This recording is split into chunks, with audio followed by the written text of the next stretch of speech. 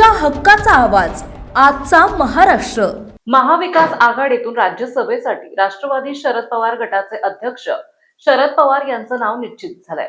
महाविकास आघाडीने शरद पवार यांना पाठिंबा दिला आहे। या सर्व पार्श्वभूमीवर आज खासदार सुप्रिया सुळे यांची पत्रकार परिषद पार पडली। या पत्रकार परिषदेमध्ये बोलताना शरद पवार यांना पाठिंबा दिल्याबद्दल त्यांनी महाविकास आघाडीमधील घटक पक्षांचे आभार मानले। दरम्यान तर दुसरीकडे पार्थ पवार यांनी यावेळी पहिल्यांदाच राज्यसभेवर जाणार आहे, यावर देखील सुप्रिया सुळे यांनी प्रतिक्रिया दिली आहे। माझ्या आज निवडून आलेल्या आता बिनविरोध झालेल्या प्रत्येक उमेदवार जे आज राज्यसभेत जात आहेत त्यांना मनापासून शुभेच्छा आहेत।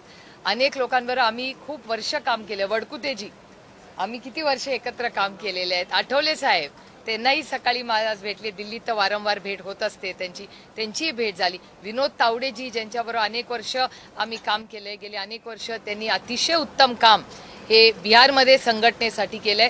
अनेक आम्ही ज्या आपल्या नागपूरच्या ज्या महिला होत्या त्यांना मी कधी भेटलेले नाही, पण त्यांनाही शुभेच्छा। एक आनंद आहे, एक कर्तृत्ववान महिला जर राज्यसभेत येत असेल कुठल्या का पक्षातही ना, पण आम्हाला आनंद होतोय की एक नवीन नेतृत्व येत आहे आणि सगळ्यांना माझ्या मनापासून शुभेच्छा।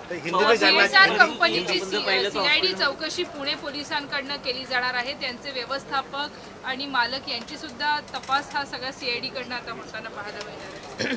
मला वाटतं आदरणीय मुख्यमंत्र्यांनी हा महाराष्ट्राला शब्द दिला होता।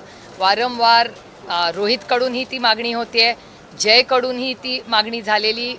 तुम्ही सगळ्यांनी सोशल मीडियाच्या प्लॅटफॉर्म तुमच्या चॅनलवरही लावली आणि महाराष्ट्रावर अजितदादावर प्रेम करणारी जी तमाम जनता आहे ती त्यांचे दादावर प्रेम करणारे जी लोक आहेत ती महाराष्ट्रातली सगळीच अस्वस्थ आहेत आणि ती जी भावना आहे त्या म्हणजे तुम्ही जर सोशल मीडिया बघितला, लोकांना भेटला तर कुठेतरी अस्वस्थता आहे आणि सगळ्यांची एवढीच मागणी आहे की एक पारदर्शक इन्क्वायरी व्हावी ही मागणी आहे। आणि त्याच्यात म्हणजे रोहितजी सातत्याने ती मागणी करतोय, जयच्याही मनातून ती 2 वेळा तुम्हीही सगळ्यांनी तुमच्या चॅनलवर दाखवलेली आहे।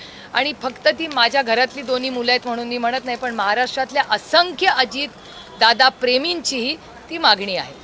पार्थ पवार पहिल्यांदाच राज्यसभेवर जात आहे, तुमच्याकडे देखील प्रदीर्घ अनुभव आहे, आत्या म्हणून काय सल्ला द्याल? एकतर एक गोष्ट आदरणीय पवार साहेबांनी जी मला सांगितली ती मी प्रत्येक राज्यसभेवर गेलेल्या किंवा निवडून आलेल्या व्यक्तीला सांगत असते की लोकसभा आणि राज्यसभा कान उघडे ठेवायचे आणि कमी बोलायचं। जेव्हा वेळ येईल बोलायची संधी मिळेल तेव्हा अभ्यासपूर्णच बोलायचं, कारण का तिथला प्रत्येक व्यक्ती जो बसलाय तो आपल्यापेक्षा जास्त जाणतो आणि देश आपल्याकडे बघत असतो। त्याच्यामुळे खूप जबाबदारीचं काम आहे। तर आदरणीय पवार साहेबांना मला ती सांगितली होती। आणि एक गोष्ट मी आवर्जून सांगेन की लोकसभा जेव्हा निवडून गेले ना तेव्हा मी पहिल्या दिवशी लोकसभा लढल्यावर आदरणीय पवार साहेबांनी मी नेहमी कारपूल करतो, ते एकाच गाडीतून पार्लमेंटला जातो, तर तेव्हा जात असताना जुन्या पार्लमेंटची बिल्डिंग होती आणि तिथे तो जिना आहे आणि तिथे कार्पेट आहे। गाडी एका मागे उभी होती आणि मला ते पोर्चमध्ये जाताना मला अजूनही तो दिवस आठवतो।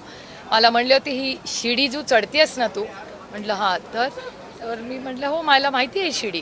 ते म्हणले ऐक मी काय सांगतोय ते, ही शिडी जो चढतेस ना ही फक्त आणि फक्त बारामती लोकसभा मतदारसंघामुळे तुला ही शिडी चढायची संधी मिळाली आहे। त्याच्यामुळे जेव्हा जेव्हा चढशील तेव्हा या गोष्टीची जाणीव ठेव की ही संधी तुला फक्त आणि फक्त बारामती लोकसभा मतदारसंघामुळे मिळाली। जोपर्यंत त्या भावनेशी इमानदार राहशील ही शिडी आयुष्यभर चढू शकतील। त्याच्यामुळे मला असं वाटतं पार्लमेंटमध्ये आम्ही जे कोणी जातो, लोकसभा असू दे किंवा विधानसभा, ही संधी आम्हाला कुणामुळे मिळाली ह्याची जाणीव ठेवण्याचा एक प्रांजळ प्रयत्न आम्ही करतो। जो सल्ला माझ्या वडिलांनी मला दिला तो मी एक आत्या म्हणून, एक बहीण म्हणून, एक सहकारी म्हणून जर विचारलं तर प्रत्येकाला मी देते। पवार साहेब आजारी होते, तुम्ही त्यांना कन्व्हिन्स कसं केलं राज्यसभेसाठी? कुछ तो चीज़ी प्राइवेट होती है घर में हिंदी में जानना चाहते हैं आणि या पार्टीची इच्छा होती। हिंदी में जानना चाहते हैं, नामांकन दाखिल हो चुका है। बिहारशी संबंधित एक प्रश्न आहे। नितीश कुमार देखील राज्यसभेत जातात आहे। बिहारचं राजकारण चर्चेत आहे, तिथे मुख्यमंत्री बदलपासून वेगवेगळ्या चर्चा घडताना पाहायला मिळतात। हो, मलाही आश्चर्य वाटलं खरं, कारण म्हणजे जेव्हा बिहारचं इलेक्शन चाललं होतं तेव्हा नितीश कुमारजीच चेहरा होते त्या इलेक्शनचे. त्याच्यामुळे आज एकदमच बदल कसा झालाय हे आम्हालाही कळलेलं नाही. आता थोडं दिल्लीला जाऊन माहिती काढायला लागेल पुढच्या आठवड्यात. भाजपकडनं मुख्यमंत्री पदाचा चेहरा हो तेच काय कळत नाही. बऱ्याच बातम्या येत आहेत. आता सोमवारी जाऊन जरा बातम्या काढायला लागतील दिल्लीत जाऊन. चला निघू मी.